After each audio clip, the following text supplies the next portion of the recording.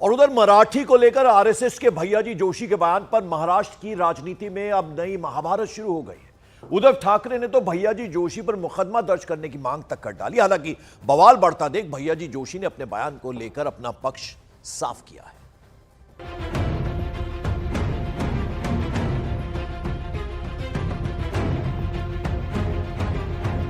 मुंबई की एक भाषा नाही, त्यामुळे मुंबई सोपं आहे की येणाऱ्या माणसाला मराठी शिकलं पाहिजे असं नाही।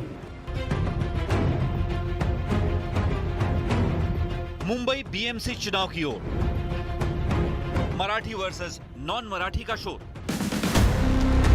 मुंबई में बीएमसी चुनाव के नजदीक आते ही मराठी भाषा की गूंज फिर से सुनाई देने लगी है। एक तरफ महाराष्ट्र सरकार मराठी मानुष का दिल जीतने के लिए तरह तरह की कवायद कर रही है।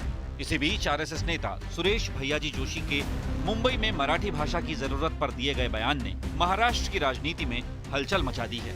पहले उनका ये बयान सुन लीजिए, जिसमें उन्होंने कहा था कि मुंबई की कोई भाषा नहीं है, इसलिए मुंबई आने के लिए मराठी सीखने की जरूरत नहीं है।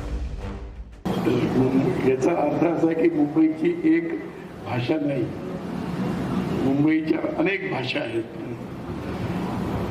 पण त्या भागाची काही भाषा असते।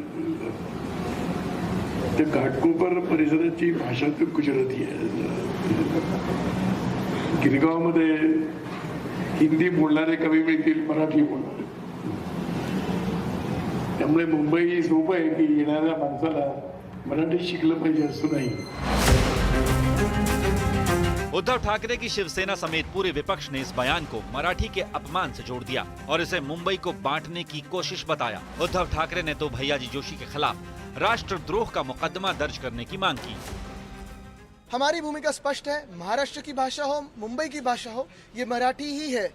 हमारे राज्य में बहुत सारे राज्यों से लोग आते हैं, बसते हैं, सपने लेके आते हैं, उनका योगदान होगा, बड़े हो जाते हैं, सभी का स्वागत है।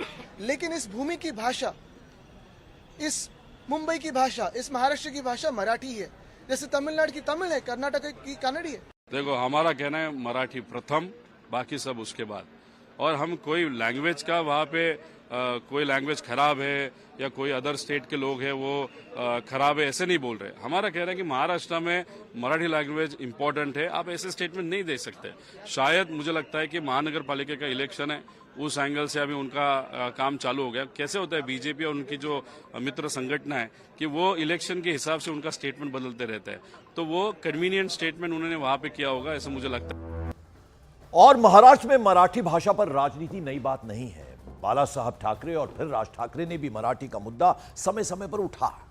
महाराष्ट्र के लिए मराठी एक ऐसा टॉपिक, एक ऐसा विषय है जो यहां से सेंटिमेंट से जुड़ा हुआ है। यहां के भैयाजी जोशी ने मराठी को लेकर जो बातें कही, क्या उसका गलत मतलब निकाला गया? क्यों अपनी सफाई में भैयाजी जोशी अब साफ साफ कह रहे हैं कि महाराष्ट्र की भाषा मराठी है? कांग्रेस ने आरोप लगाया कि असल मुद्दे से ध्यान भटकाने के लिए यह बयान दिया गया है। मुझे लगता है कि सरकार उनकी है, भैयाजी जोशी की सरकार है, आरएसएस की सरकार है, केंद्र में भी उनकी सरकार है। ये इस तरह की भाषाओं का वाद निर्माण कर महाराष्ट्र की जनता को आड़े हाथ लेना, ये सरकार की जवाबदारी नहीं होती। आज महाराष्ट्र में मैं आपको बता रहा हूं कि बिजली नहीं है, किसानों के खेत में किसानों की फसल सूखते जा रही है। क्या सरकार को वो सूचना नहीं कर सकते आरएसएस? किसान इनके लिए महत्व का नहीं है? बेरोजगारों के हाल जो खराब हो रहे महाराष्ट्र में, पूरे शहरों की तरफ लोगों का पूरा भराव आ रहा है, गांव खाली होते जा रहे हैं, क्या उसकी चिंता नहीं है आरएसएस को?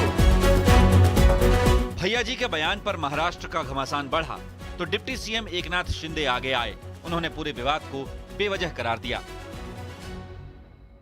जोशी जी ने जो वक्तव्य किया था उसके बारे में उन्होंने स्पष्टीकरण दिया है और मैं भी यही कहता हूँ, महाराष्ट्र में मराठी भाषा यही प्रथम भाषा।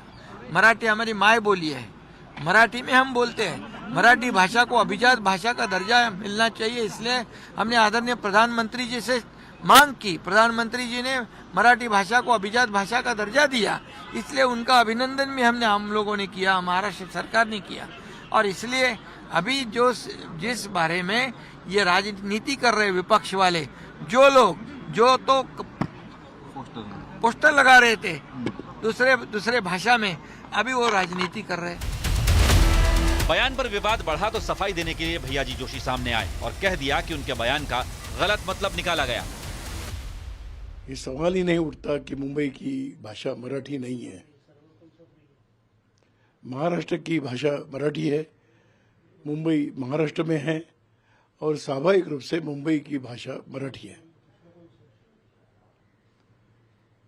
भारत में ऐसे विविध भाषाएं बोली जाती है। भारत इसके लिए अपने आप में विशेष है। मुंबई में भी विविध भाषी लोग रहते ही हैं, इसलिए स्वाभाविक रूप से अपेक्षा रहती है कि वो भी आकर यहाँ पर मराठी सीखे, मराठी समझे, मराठी पढ़े। इसका आग्रह रहना ही चाहिए, क्योंकि हर एक राज्य की अपनी वो एक पहचान है। मुंबई में आया हुआ व्यक्ति मराठी समझे, मराठी बोले, मराठी सीखे, मराठी पढ़े, यही सब अपेक्षा है। इससे अधिक मुझे और कुछ कहना नहीं है।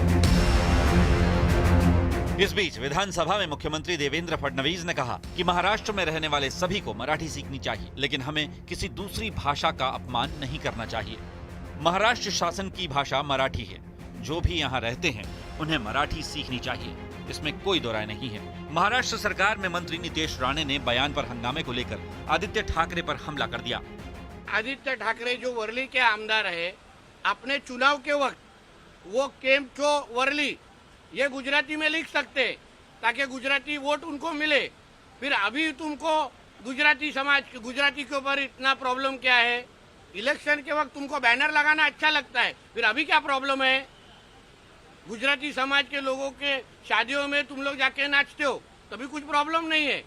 फिर अब बाद में फिर बाहर आके हाउस में हम इतने मराठी भाषा को हम लोग ही संभालते हैं।